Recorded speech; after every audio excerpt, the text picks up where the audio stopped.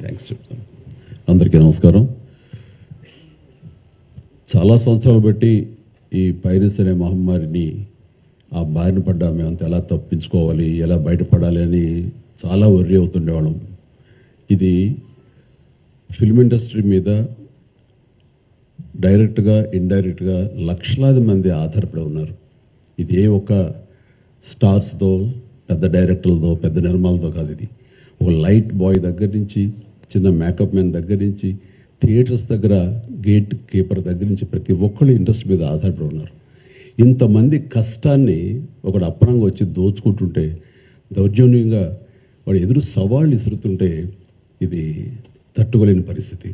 So ఇలాంటి వాటికి మార్గం ఏమిటి, ఎలా బయటపడాలి అనే దాని మీద తర్జన భర్జన పడుతున్నప్పుడు ఈ సమయంలో గత కమిషనర్ సివి ఆనంద్ గారి ఆధ్వర్యంలోనూ, అప్పుడు ఏఎస్పీ కవిత గారు, శ్రీనివాస్ గారు, వీళ్ళు, అలాగే ఆయన వెళ్ళిపోయిన తర్వాత దాని తర్వాత మళ్ళీ ఇది ఇలాగే ఉంటుందా, ఇలా కుంటుపడిపోతుందా, ఇలాగే తెరమరుగైపోతుందా అనుకున్న సమయంలో సినిమా ఇండస్ట్రీ గురించి, సినిమా కష్ట నష్టాల గురించి బాగా తెలిసినటువంటి, అన్ని రకాలుగా కాచి వడపోసినటువంటి, ఎంతో కన్సర్న్ ఉన్నటువంటి వ్యక్తి మన సిపి సజ్జనార్ గారు.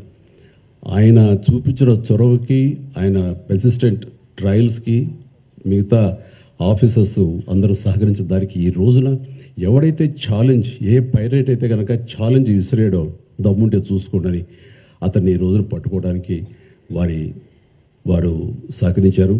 అది వారి మనస్ఫూర్తిగా వారిని, వారికి సహకరించిన ఆఫీసర్స్ని, కవిత గారిని, శ్రీనివాస్ గారిని, ఇతర మహేష్, మన సిఏఎల్ని, వాళ్ళందరూ కూడా మనస్ఫూర్తిగా పరిశ్రమ తరపు నుంచి, నా తరపు నుంచి నా అభినందనలు, ధన్యవాదాలు మనస్ఫూర్తిగా తెలియజేస్తున్న సందర్భంగా.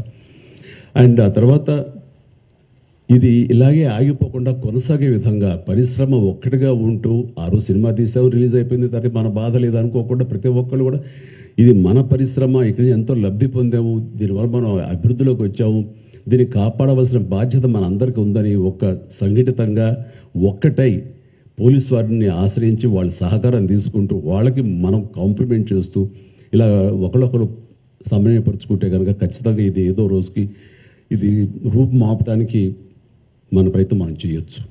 అండ్ ఇది ఈ రోజున గ్రేట్ అచీవ్మెంట్, ఈ ఐబొమ్మ నిర్వాహకుని పట్టుకోవటం.